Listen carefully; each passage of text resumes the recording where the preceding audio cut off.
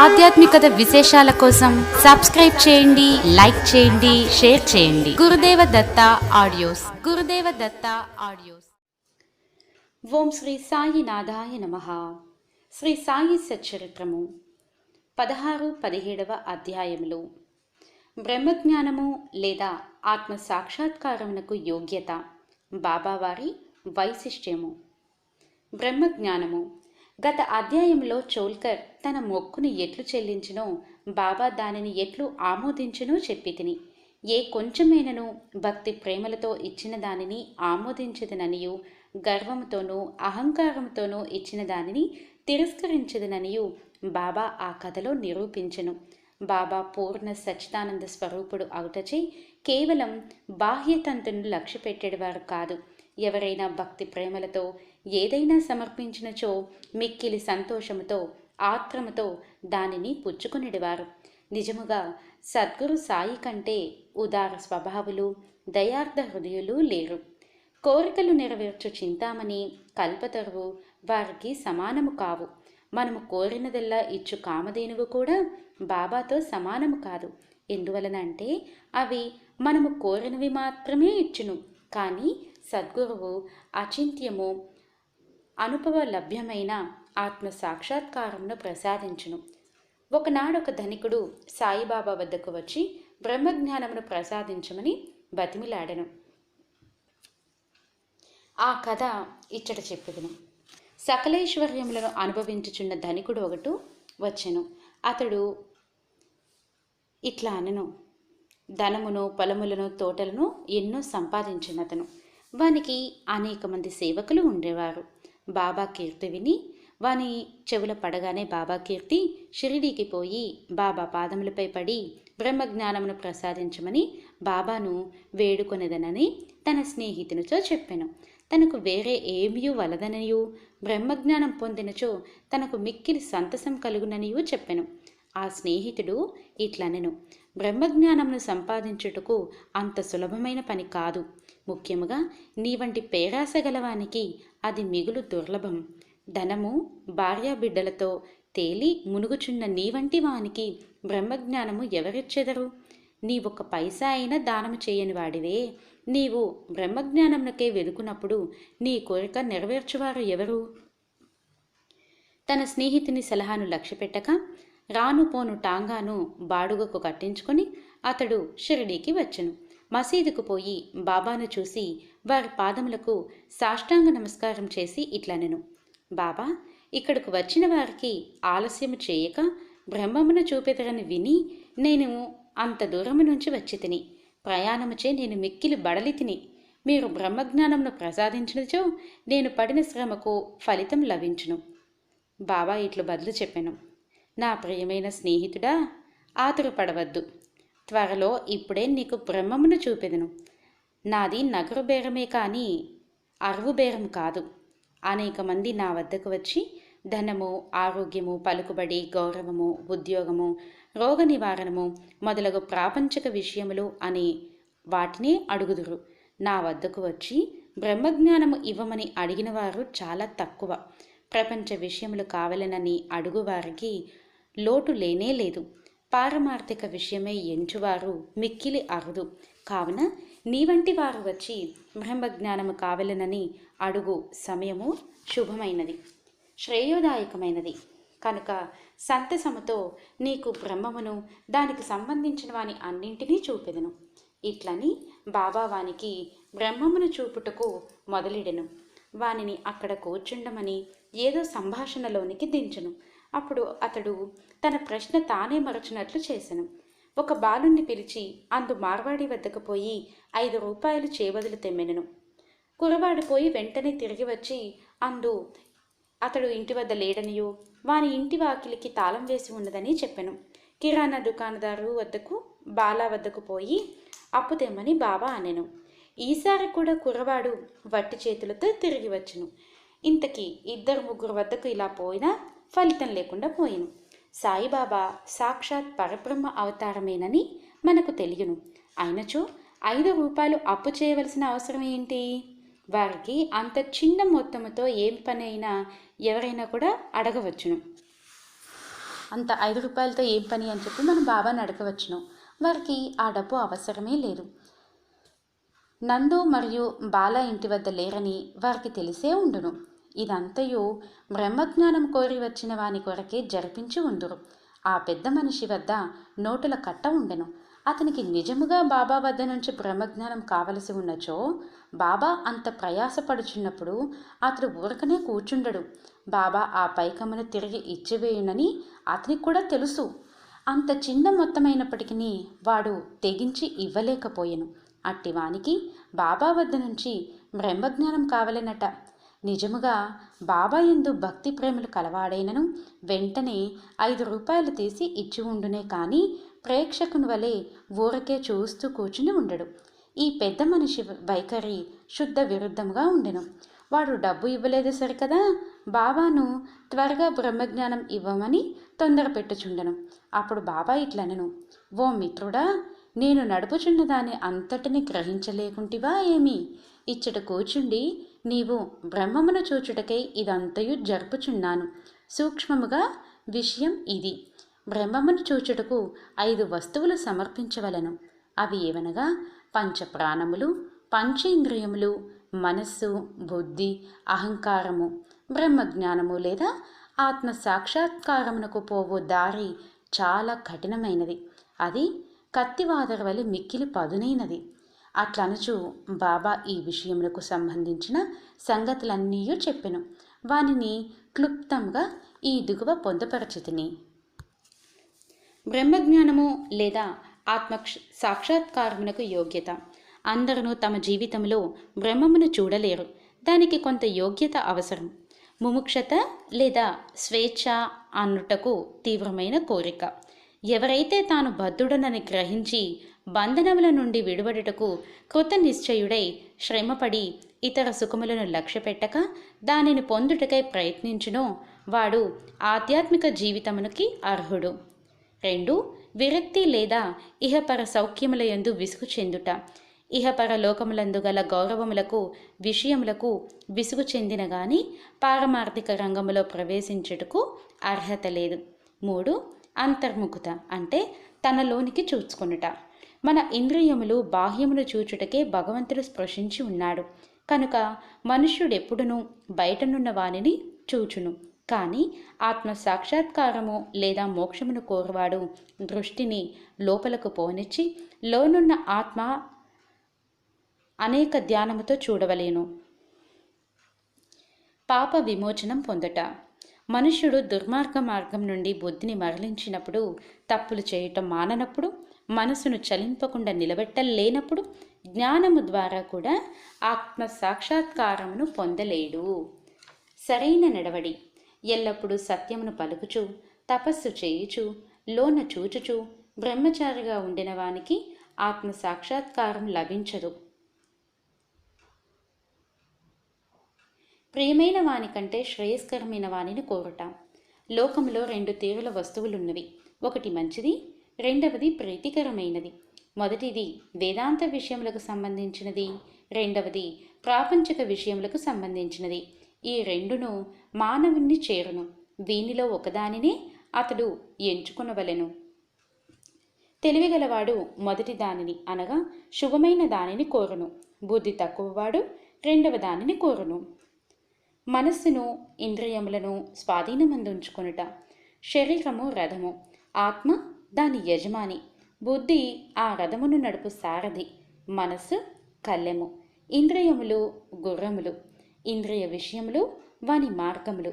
ఎవరికి గ్రహించు శక్తి లేదో, ఎవరి మనస్సు చంచలమైనదో, ఎవరి ఇంద్రియములు అస్వాధీనములో అంటే బండితోలు వాని దుర్మార్గపు గుర్రముల వలె వాడు గమ్యస్థానమును చేరలేడు. చావు పుట్టుకల చక్రములో పడిపోవును.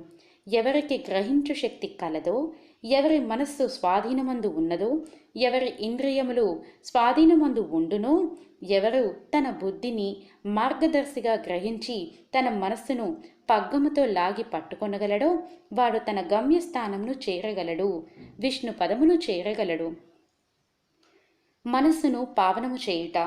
మానవుడు ప్రపంచంలో తన విధులను తృప్తిగా ఫలాపేక్ష లేకుండా నిర్వర్తించని ఎడల అతని మనస్సు పావనము కాదు. మనసు పావనము కానిది అతడు ఆత్మ సాక్షాత్కారము పొందలేడు. పావనమైన మనస్సులోనే వివేకము, వైరాగ్యము మొలకెత్తి క్రమముగా ఆత్మ సాక్షాత్కారమునకు దారితీయును. అహంకారం రాలిపోనిదే, లోభము నశించనిదే, మనస్సు కోరికలను విడిచిపెట్టనిదే ఆత్మ సాక్షాత్కారమునకు అవకాశం లేదు. దేహమే నేను అనుకొనుట గొప్ప భ్రమ. ఈ అభిప్రాయం మందు అభిమానం ఉండుటయే బంధమునకు కారణం. నీవు ఆత్మ సాక్షాత్కారమును కాంక్షించినచో ఈ అభిమానమును విడవవలెను. గురువు యొక్క ఆవశ్యకత. ఆత్మజ్ఞానం మిక్కిలి సూక్ష్మము, గూఢమైనది. ఎవరైనను తన స్వశక్తిచే దానిని పొందుటకు ఆశించలేరు. కనుక ఆత్మ సాక్షాత్కారము పొందిన ఇంకొకరి సహాయం మిక్కిలి అవసరం. గొప్ప కృషి చేసి శ్రమించి ఇతరులు ఇవ్వలేని దానిని అతి సులభముగా గురువు నుండి పొందవచ్చును. వారు మార్గమందు నడిచి ఉన్నవారు కావున శిష్యుణ్ణి సులభముగా ఆధ్యాత్మిక ప్రగతిలో క్రమముగా ఒక మెట్టు మీద నుంచి ఇంకొక పై మెట్టునకు తీసుకుని పోగలరు గురువులు. భగవంతుని కటాక్షము. ఇది అన్నింటికంటే మిక్కిలి అవసరమైనది. భగవంతుడు తన కృపకు పాత్రులైన వారికి వివేకమును, వైరాగ్యమును కలుగచేసి సురక్షితముగా భవసాగరము నుండి తరింపచేయగలడు. వేదములు అభ్యసించుట వల్ల కానీ, మేధాశక్తి వల్ల కానీ, పుస్తక జ్ఞానం వల్ల కానీ ఆత్మానుభూతి పొందలేరు. ఆత్మ ఎవరిని వరించునో వారే దానిని పొందగలరు. అట్టివారికే ఆత్మ తన స్వరూపమును తెలియచేయునని కఠోపనిషత్తు చెప్పుచున్నది. ఈ ప్రసంగము ముగిసిన పిమ్మట బాబా ఆ పెద్ద మనుషుని వైపు తిరిగి, అయ్యా, నీ జేబులో బ్రహ్మము 50 10 రూపాయల నోట్ల రూపముతో 250 ఉన్నది. దయచేసి దానిని బయటకు తీయము అనెను. ఆ పెద్ద మనుషుడు తన జేబులోంచి నోట్ల కట్టను బయటకు తీసెను. లెక్క పెట్టగా సరిగా 25 10 రూపాయల నోట్లు ఉండెను. అందరూ మిక్కిలి ఆశ్చర్యపడిరి. బాబా సర్వజ్ఞతను చూసి వాని మనస్సు కరిగెను. బాబా పాదములపై పడి వారి ఆశీర్వాదమునకై వేడెను. అప్పుడు బాబా ఇట్లనెను, నీ బ్రహ్మపు నోటల కట్టలను చుట్టిపెట్టుము. నీ పేరాసను, లోభమును పూర్తిగా వదలనంత వరకు నీవు నిజమైన బ్రహ్మమును చూడలేవు. ఎవరి మనస్సు ధనమందు, సంతానమందు, ఐశ్వర్యమందు లగ్నమై ఉన్నదో వాడు ఆ అభిమానమును పోగొట్టుకోనంత వరకు బ్రహ్మము ఎట్లు పొందగలడు? అభిమానమనే భ్రమ ధనమందు తృష్ణ, దుఃఖమను సుడిగుండం వంటిది. అది అసూయ, అహంభావమను మొసళ్లతో నిండి ఉన్నది. ఎవరు కోరికలు లేనివాడో వాడు మాత్రమే ఈ సుడిగుండమును దాటగలడు.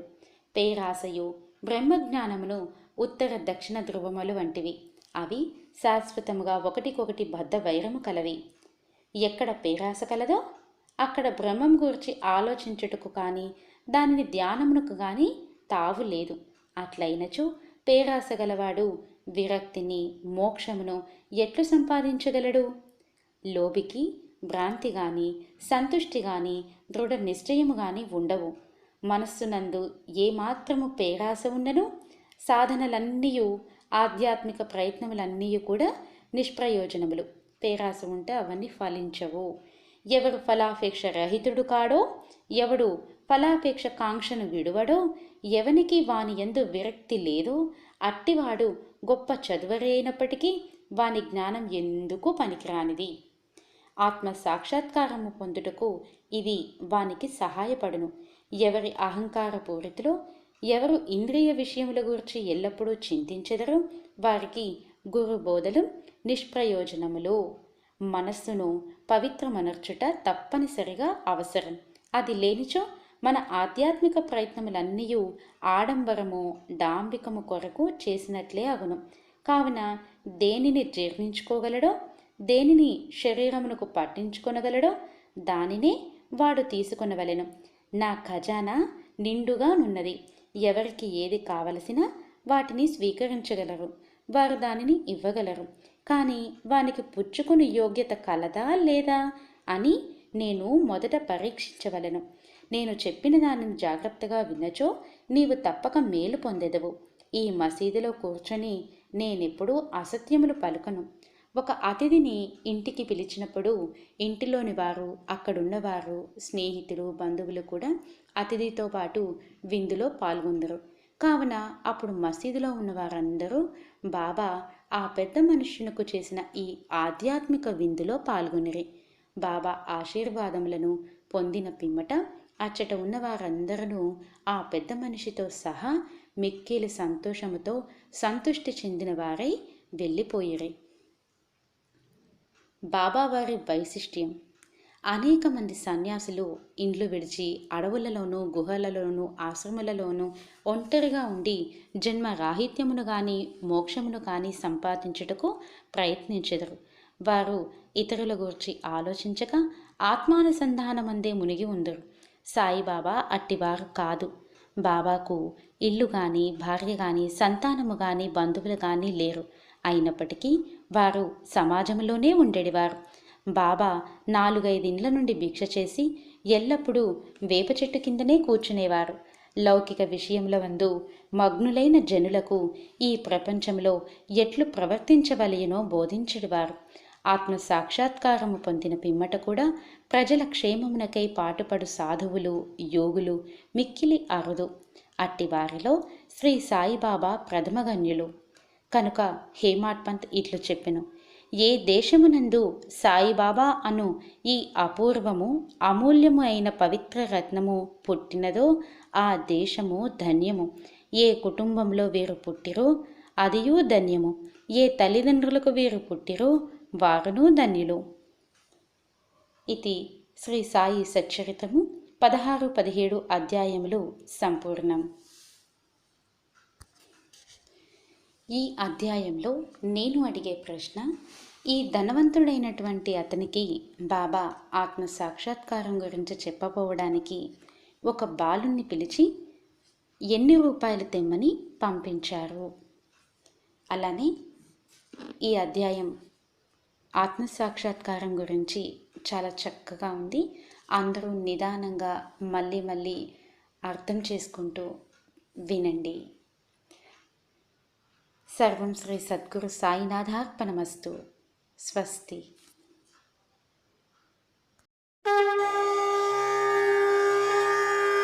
ఆధ్యాత్మికత విశేషాల కోసం సబ్స్క్రైబ్ చేయండి, లైక్ చేయండి, షేర్ చేయండి. గురుదేవ దత్త ఆడియోస్. గురుదేవ దత్త ఆడియోస్. పురాణాలు, సచ్చరిత్రలు, అవధూతల చరిత్రలు, పండుగల విశిష్టతలు, భక్తి కథలు, భక్తి పాటలు, భక్తి ప్రశ్నలు ఇవన్నీ మీరు తెలుసుకోవాలంటే నేను చేసే ప్రతి ఆడియో మీరు యూట్యూబ్లో వినాలి అని అనుకుంటే గురుదేవ దత్త ఆడియోస్ అని యూట్యూబ్లో ఉంటుంది. అందరూ వినగలరు. ఇప్పటి వరకు నేను చదివిన సచ్చరిత్ర గ్రంథాలు: శ్రీ గురు చరిత్ర, శ్రీ సాయి సచ్చరిత్ర, అవధూత గజానన లీలామృతం, అవధూత పోలే స్వామివారి చరిత్ర, శ్రీ వాసవి కన్యకా పరమేశ్వరి దేవి చరిత్ర, అవధూత చివటం అమ్మ, మొగలిచెర్ల అవధూత శ్రీ దత్తాత్రేయ స్వామివారి చరిత్ర, శివమహాపురాణం, కార్తీక పురాణం, వెంకటాచల మహత్యం, దక్షిణామూర్తి స్తోత్ర వైభవం, కురుమద్దాలి పిచ్చమ్మ తల్లి, భగవాన్ వెంకయ్య స్వామి నేనెవడను, ఉపదేశ సారము, రమణ మహర్షి కృత, శ్రీ శిరిడి సాయినాథ భాగవతం, మాణిక్య ప్రభు చరితామృతం, భద్రాచల క్షేత్రం మహత్యం, శ్రీ సొరకాయల స్వామివారి చరిత్ర, తొలి ఏకాదశి విశిష్టత, శ్రీపాద శ్రీవల్లభ చరితామృతం, హయగ్రీవ అవతారం, శ్రీ రాఘవేంద్ర స్వామి చరిత్ర, సాయినాథ స్తవన మంజరి, సుందరకాండ, మహాగణపతి పురాణం, శ్రీ అవధూత రామిరెడ్డి తాత, వినాయక వ్రతం, వరలక్ష్మి వ్రతం, మంగళగౌరి వ్రతం, బతుకమ్మ పండుగ కథ పాటలు, హనుమాన్ చాలీసా ఎలా వచ్చింది, త్రైలింగ స్వామి చరిత్ర ఉపదేశములు, దత్త పురాణం. ఇంకా ఇవే కాకుండా పిల్లలకు భక్తి కథలు, పాటలు, పండుగ విశిష్టతలు ఇవన్నీ కూడా నేను చేశానండి. ఎంతోమంది పుస్తకాలు చదవాలి అని కోరిక ఉండి సమయం లేక, ఆరోగ్యం లేక, చదవడం రాక ఈ ఉద్యోగాల బిజీలో అటు ఇటు వెళుతూ ఇలా ఎన్నో కారణాల వల్ల చదవలేకపోతున్నారు. ముఖ్యంగా కంటి చూపు లేని వారి కోసం, మన అమ్మమ్మలు తాతయ్యల అందరి కోసం ఈ పారాయణ గ్రంథాలు చదువుతున్నానండి. కనుక మీకు నచ్చితే ఇలాంటి వాళ్ళందరికీ కూడా షేర్ చేయగలరు, నచ్చితే సబ్స్క్రైబ్ చేయగలరు.